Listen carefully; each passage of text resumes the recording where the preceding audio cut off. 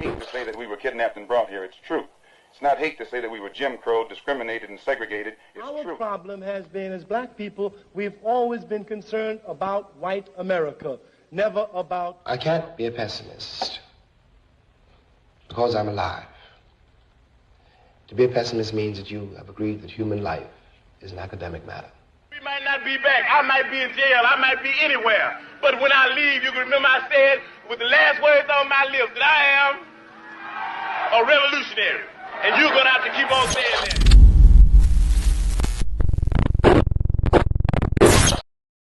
that. Good afternoon. Once again, it's your man, Brian HRap Williams. This is the End of the Bench Media. I am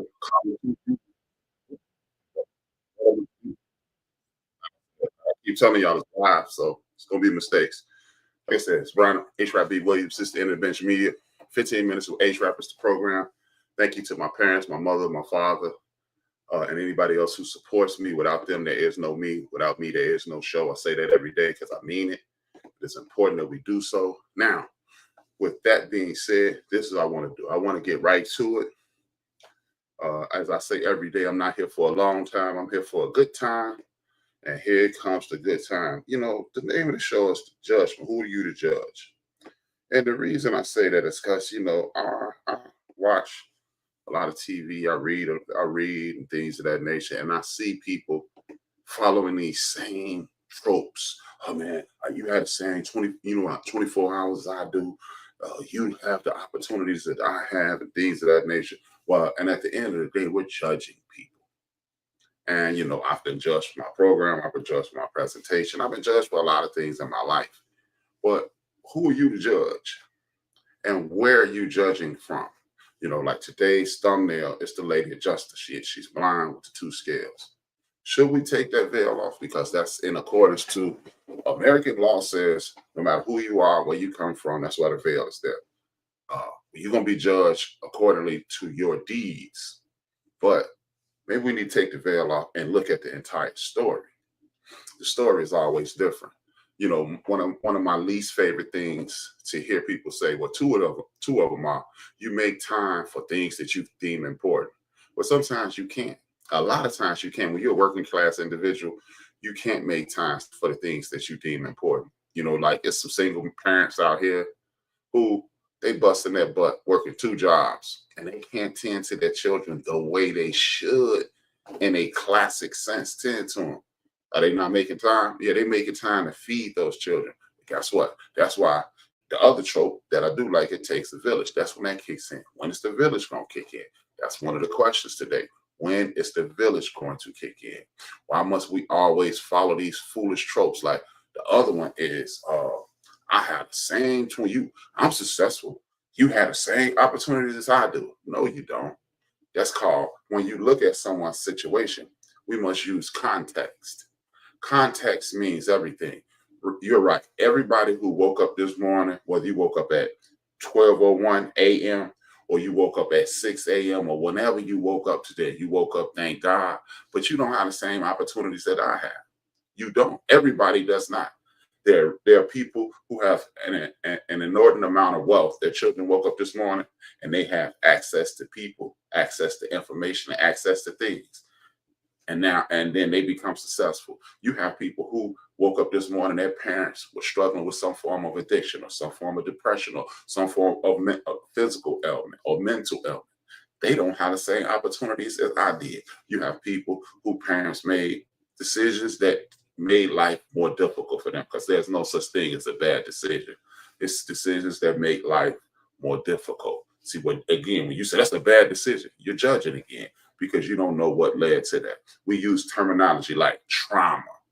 What is it? You know what? I have a problem with that word. I understand we have traumatic events in our lives, but I have a problem with that because trauma to me is walking to school every day knowing you may not come home, but you still have to laugh and joke with your buddies and things like that. But the Klan might ride down on you or something that, or some band may decide it's your day to be sexually assaulted or anything.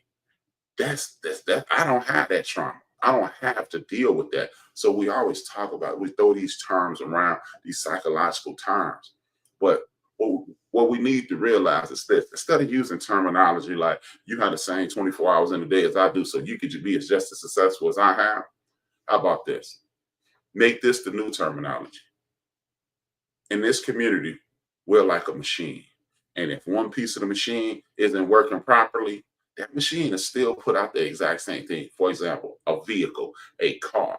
A car with a CO2 sensor that's going bad, it's going to burn just a little more gas. That car going to do 0 to 60. It's going to do it. It's going to stop, go, turn, hit the corners, just like that CO2 sensor is making you burn. Instead of doing 26 to 27 miles per the gallon, you're going to do 25 to 23 miles per gallon. So it's not going to be that far off. And then when something else goes bad, then the tires are not fully inflated and the gas cap is not on. Things slowly deteriorate. So instead of getting those things fixed, we try to throw away the car metaphorically. And how do we throw away the car with people? Why did you use drugs? Why did you turn to crime? Why did you do this? Why did you do that? Instead of saying, how can I help you come out of those things? Who are you to judge someone? Who are you to judge? We denigrate people for lack of information. No, everything isn't equal. Because information isn't equal. I know things that you don't know. You know things that I don't know. Again, if we look at it as a machine, well, just like the gear shifts, you got the gears coming through, they dip into the tank, they pull up oil, it lubricates the entire motor. We're not lubricating our community. What we're doing is saying, hey, why don't you have oil?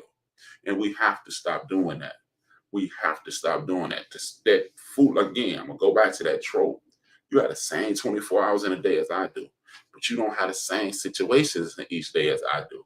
I grew up in a wonderful situation. A lot of people that I know grew up in better situations. I have friends whose parents were executives. I have a friend whose parent used to work for the United Nations, and a mother who used to be an executive. We were friends nonetheless, but he didn't grow up in the same situation as I did. I got friends whose parents struggled with addiction and criminality and immersed in criminality. They didn't grow up in the same situation I did, but you know what? We're still friends nonetheless. And until we learn how to love each other and love the community, we're going to continue to struggle. I'm going to show you, as y'all already know, every day I'm going to throw some little history in here, and I want you to see this and understand why certain things happen in our community, why we're subjected to the tyranny of other people. Because if you find, as you find out history, you find out, wait a minute, it changes your mindset, it uplifts you, and we want to share information like we do everything else. What I'm going to do is pull this up as I do every day. And I want you to understand, when you watch this, understand this is important to know, because it seems pointless, but it will change you in some way, shape, form, or fashion. I'll be right back. Checking in. Weekly, NAST is credited with defining many of the features that we associate with Santa today, including his iconic red suit with white fur trim to his North Pole residence and his elf-powered workshop. Moving to the 20th century, Santa's transition into a central icon of popular culture is largely due to media and advertising. Coca-Cola's 1931 holiday campaign would portray Santa as a jolly, grandfatherly figure sipping on their beverage, and would burn this image into the public's consciousness. The introduction of Black Santa Claus can be traced back to the Civil Rights Movement.